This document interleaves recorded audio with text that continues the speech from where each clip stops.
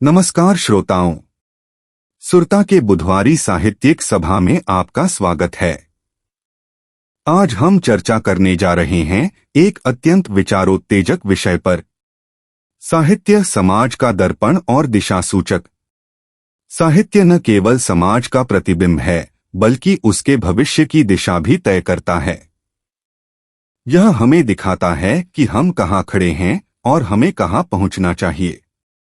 प्रेमचंद के गोदान से लेकर जॉर्ज ऑरवेल के 1984 तक साहित्य ने हर युग में समाज को चेताया, झकझोरा और जगाया है। आज की चर्चा में हम जानेंगे कैसे साहित्य यथार्थ को दिखाते हुए मानवता, विवेक और परिवर्तन का मार्ग भी प्रशस्त करता है। तो आइए इस साहित्यिक विमर्श में डूबते हैं, दर्पण से दिशा सूचक तक की यात्रा के साथ। नमस्कार। आज हम रमेश चौहान के एक बड़े दिलचस्प आलेख पर बात करने वाले हैं। ये सुरता साहित्य की धरोहर पर प्रकाशित हुआ था। शीर्षक है बदलते समाज में साहित्य की भूमिका, दर्पण से दिशा सूचक तक। अक्सर हम सुनते हैं कि साहित्य समाज का आईना होता है। आचार्य रामचंद्र शुक्ल ने भी कहा था कि साहित्य जनता की चित्रवृत्तियों का, मतलब उनकी सोच, उनकी भावनाओं का एक तरह से प्रतिबिंब है। पर क्या ये बस इतना ही है, सिर्फ आईना? चौहान का लेख कहता है कि नहीं, ये इससे कहीं ज्यादा है। ये एक दिशा दिखाने वाला यंत्र भी है, एक गाइड। हाँ, ये सवाल तो है ही। मतलब क्या साहित्य सिर्फ दिखाता है कि हम कहाँ खड़े हैं, या ये भी बताता है कि भाई हमें जाना किधर चाहिए? चौहान का तर्क यही है कि ये दोनों काम करता है, और खासकर आज के जमाने में जब सब कुछ इतनी तेजी से बदल रहा है। तो चलिए इसी दोहरी भूमिका को थोड़ा और समझते हैं। पहले वो आईने वाली बात। साहित्य समाज की सच्चाई, अच्छाई, बुराई, उसके जो अंदरूनी संघर्ष है, उनको कैसे पकड़ता है? जैसे आप प्रेमचंद का गोदान ले लीजिए, वो सिर्फ एक कहानी थोड़ी है। नहीं, बिल्कुल नहीं। वो तो उस वक्त के भारतीय किसान की पूरी जिंदगी का, आप कह सकते हैं, एक्सरे है। हाँ, गोदान तो बिल्कुल सटीक बैठता है यहाँ। उसमें खास क्या दिखता है आपको? उसमें दिखता है वो साहूकारी शोषण, मतलब कर्ज का जाल जिसमें किसान फंसा है, गरीबी है, जात पात का ताना बाना है, और कैसे धीरे धीरे वो पुराने आदर्श टूट रहे थे। वो उस जमाने के गांव के सच का एकदम खरा आईना है। इसी तरह आप भारतेंदु हरिश्चंद्र की रचनाएं देखिए। उनमें ब्रिटिश राज की गुलामी, समाज में फैली कुरीतियां जैसे बाल विवाह वगैरह, हाँ। और साथ ही एक नई चेतना भी, वो जिसे नव जागरण या रीअवेकनिंग कहते हैं, उसकी आहट साफ सुनाई देती है। समझ गई। तो ये तो हुई समाज को वैसे का वैसा दिखाने वाली बात, दर्पण वाली। लेकिन वो दिशा दिखाने वाला पहलू, वो कैसे काम करता है? शायद यहीं पर साहित्य ज्यादा एक्टिव रोल लेता है। बिल्कुल। सिर्फ दिखाना ही काफी नहीं होता ना। साहित्य सवाल खड़े करता है। वो पुरानी सोच को चुनौती देता है और कहीं ना कहीं बदलाव के लिए उकसाता भी है। वो पाठक को, पढ़ने वाले को सोचने पर मजबूर करता है कि भाई, क्या जो हो रहा है वो ठीक है? क्या इससे बेहतर कुछ हो सकता है? अच्छा, कोई ऐसा उदाहरण जो इस दिशा सूचक वाली भूमिका को एकदम साफ कर दें? बंकिम चंद्र चटर्जी का आनंद मठ सोचिए। उसका गीत वंदे मातरम। हाँ, वंदे मातरम। उसने आजादी की लड़ाई में एक नई जान फूंक दी थी। वो उपन्यास सिर्फ उस वक्त के हालात नहीं दिखा रहा था, वो असल में एक आजाद मुल्क की कल्पना को दिशा दे रहा था, लोगों को प्रेरित कर रहा था। हाँ, ये बात तो है। पर क्या ये दिशा हमेशा एक ही तरह की होती है? मतलब जैसे आनंद मठ ने राष्ट्रवाद को प्रेरित किया, क्या साहित्य सामाजिक बुराइयों पर भी सीधी चोट करके दिशा दिखाता है? निश्चित रूप से। अरे कबीर को याद कीजिए। सदियों पहले उन्होंने जात पात, धार्मिक पाखंड, ऊंच नीच पर जैसे तीखे सवाल उठाए थे। वो आज भी हमें सामाजिक बराबरी की दिशा दिखाते हैं। उनकी बातें सिर्फ उस समय का आईना नहीं थी, वो आने वाले समाज के लिए एक नैतिक कंपास की तरह थी। साहित्य हमसे पूछता है, क्या हम वाकई उन मूल्यों पर चल रहे हैं जिनकी हम बात करते हैं? ये दिलचस्प है। तो साहित्य सिर्फ बाहरी समाज नहीं, हमारे अंदर के मूल्यों को भी टटोलता है। अच्छा, अब आज के दौर में आते हैं, जहां पारंपरिक मूल्य बदल रहे हैं, बाजार का असर बहुत ज्यादा है, लोग ज्यादा अकेले अपनी दुनिया में मगन से लगते हैं। ऐसे में साहित्य कहाँ है? क्या इसकी जरूरत कम हो गई है? मुझे तो लगता है कि उल्टा हुआ है। आज इसकी जरूरत शायद और भी बढ़ गई है। जब दुनिया इतनी तेज, इतनी शोर भरी हो गई है, तब साहित्य ही है जो हमें थोड़ा धीमा करके सोचने, महसूस करने का मौका देता है। ये उन बुनियादी इंसानी मूल्यों जैसे करुणा, समझदारी, दूसरों के प्रति सहिष्णुता को जिंदा रखता है, जो शायद इस भागदौड़ में कहीं पीछे छूट रहे हैं। इसे थोड़ा और समझाएंगे? कोई मिसाल दे सकते हैं? हाँ, जैसे दूसरे विश्व युद्ध के बाद यूरोप में जो साहित्य लिखा गया, अल्बेर कामू का द प्लेग सोचिए। वो अस्तित्ववाद पर आधारित था। मतलब ये सोच के इंसान अकेला है और उसे खुद ही अपने जीवन का मतलब बनाना है, अपने फैसलों से।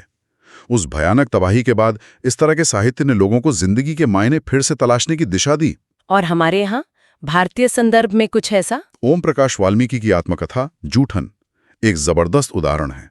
ये सिर्फ दलित समाज के कड़वे अनुभवों का आईना नहीं है। नहीं, बिल्कुल नहीं। ये पढ़ने वाले को सीधे सीधे उस अनुभव से ककराता है जिसे शायद मुख्य धारा का समाज देखना ही नहीं चाहता।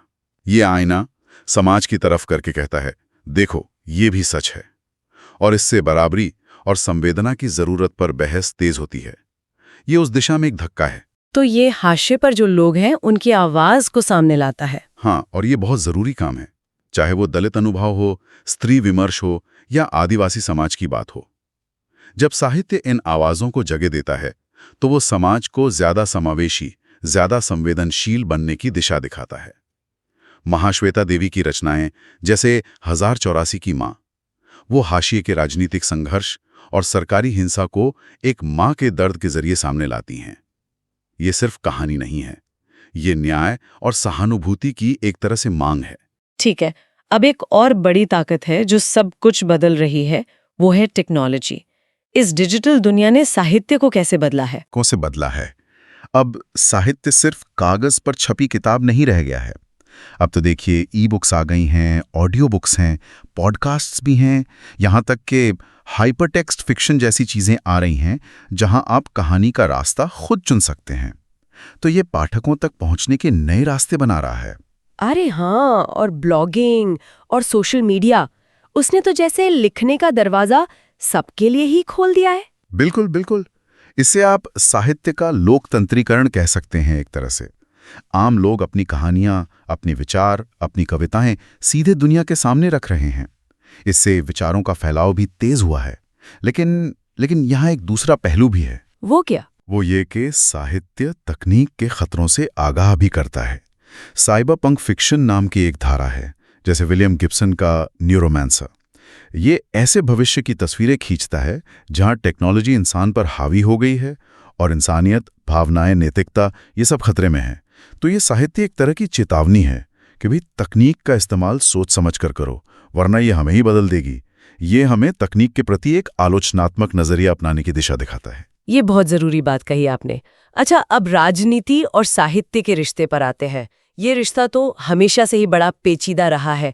साहित्य कैसे सत्ता पर सवाल उठाता है या उसे आईना दिखाता है? साहित्य अक्सर वो आवाज बन जाता है जो सत्ता सुनना नहीं चाहती। सीधी सी बात है, जब संस्थाएं चुप हो जाती हैं या कह लें सत्ता के साथ खड़ी हो जाती हैं, तब लेखक और कवि ही सच बोलने का साहस दिखाते हैं। ये एक तरह से लोकतंत्र में अनौपचारिक विपक्ष की भूमिका निभाता है। जॉर्ज ऑरवेल का 1984 शायद इसका सबसे बड़ा उदाहरण माना जाता है ना? हाँ, 1984 तो कालजयी है।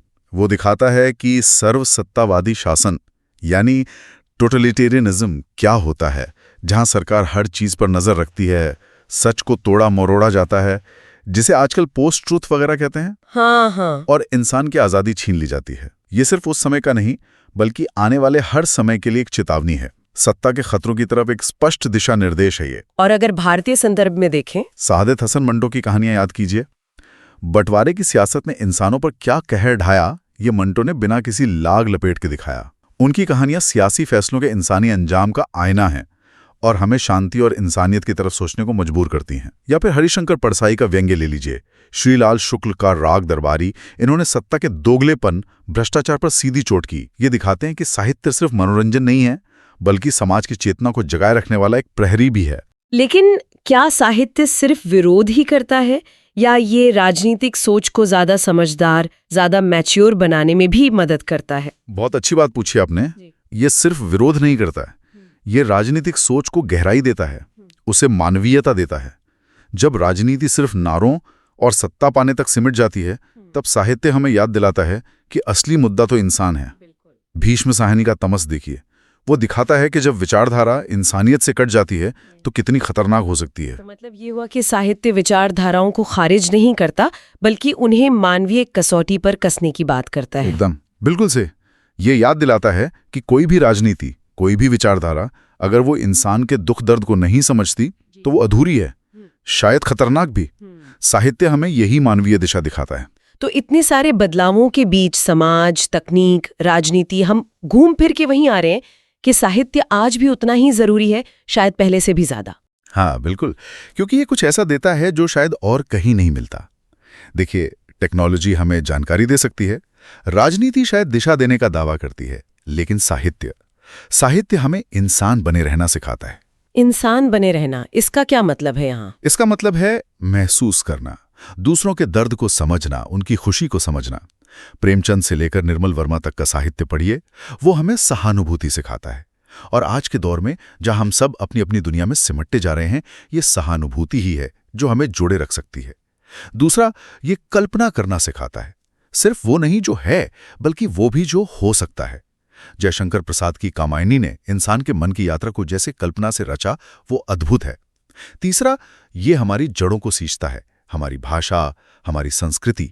साहित्य इन्हें जिंदा रखता है। तो संक्षेप में कहें तो जब दुनिया का शोर बहुत बढ़ जाता है, तब साहित्य हमें अपने अंदर की आवाज सुनने में मदद करता है। बिल्कुल, एकदम सही कहा। ये हमें याद दिलाता है कि भागदौड़ और तरक्की के बीच वो कौन सी चीजें हैं जो हमें असल में इंसान बनाती हैं। इसीलिए ये सिर्फ अतीत का दस्तावेज नहीं है, ये भविष्य के लिए एक नैतिक दिशाबोध भी है। तो आज हमने रमेश चौहान के लेख के बहाने ये समझा कि साहित्य सिर्फ समाज का आईना नहीं है जो केवल तस्वीर दिखाए। ये एक दिशा सूचक भी है जो रास्ता सुझा सकता है, सवाल खड़े कर सकता है और हाँ, हमें बेहतर इंसान बनने के लिए प्रेरित ही कर सकता है। हाँ, ये मूल्यों को बचाता है, तकनीक के इस दौर में हमें सोचने पर मजबूर करता है और राजनीति के शोर में इंसानियत की आवाज बनता है। इसकी वफादारी, जैसा कि कहा, सत्ता से नहीं सच से होती है। यह हमें याद दिलाता है कि हम कौन हैं और हमें क्या होना चाहिए। जैसा कि लेख में भी कहा गया है, साहित्य हमारा इतिहास भी है और हमारा भविष्य भी। ये सिर्फ गुजरे जमाने की कहानी नहीं, ये आने वाले कल की नींव रखता है। और यहीं पर एक सवाल उठता है जो शायद हम अपने सुनने वालों के लिए छोड़ सकते हैं कि आज के इस दौर में जब हमारे पास सूचनाएं तो बहुत हैं, ध्यान बटाने वाली चीजें भी अनगिनत हैं, हम साहित्य से मिलने वाली इस गहरी समझ को, इस संवेदना को, इस आलोचनात्मक नजर को अपनी रोजमर्रा की जिंदगी में कैसे ज्यादा सक्रिय रूप से शामिल कर सकते हैं? कैसे इस आईने और इस दिशा सूचक का हम अपने लिए बेहतर इस्तेमाल कर सकते हैं? ये सोचने वाली बात है। इस गहरी और दिलचस्प बातचीत के लिए आपका बहुत बहुत शुक्रिया। उम्मीद है ये चर्चा हमारे सुनने वालों के लिए सोचने के कुछ नए बिंदु जरूर देगी। आप सुन रहे थे सुरता की बुधवारी साहित्यिक चर्चा। आज का विषय था साहित्य, समाज का दर्पण और दिशा सूचक। हमने देखा कि साहित्य केवल भावनाओं का संसार नहीं, बल्कि विचारों, चेतना और परिवर्तन का माध्यम भी है। यह समाज को दिखाता है कि वह क्या है और प्रेरित करता है कि उसे क्या बनना चाहिए। रमेश चौहान के आलेख बदलते समाज में साहित्य की भूमिका, दर्पण से दिशासूचक तक से प्रेरित।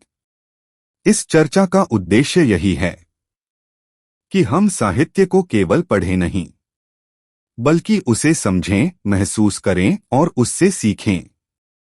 सुनते रहिए सुरता, साहित्य की धरोहर, जहां शब्द बोलते हैं, विचार चलते हैं और समाज बदलता है। धन्यवाद।